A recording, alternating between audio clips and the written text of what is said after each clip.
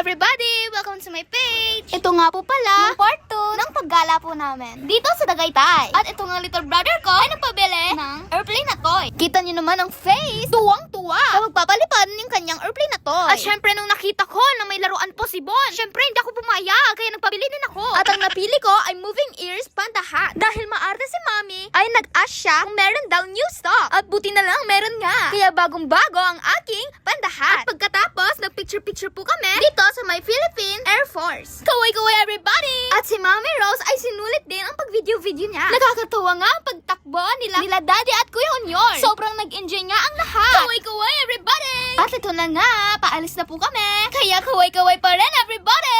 Bago nga po kaming tuluyang umalis, ay dumaan po kami dito sa bilihan ng souvenirs. Pagkatapos po nitong pamamasyal namin, ay dediretso po kami sa turbina para ihatid si Momsi kasi uwi na siya sa Bicol. And by the way, binabati ko nga po pala si Popsi happy birthday! Kaya meron po siyang pasalubong na cowboy hat. At para sa mga hindi pa mo nakaka-follow, ay follow niyo naman ang FB account ko na ito para mas lalo akong masisipagan mag-upload ng mga content. Abangan niyo po ang part 3 nito ha. Maraming salamat po sa inyong manonood at pakikinig. Ingat po kayo palagi. I love you all. God bless you. Bye!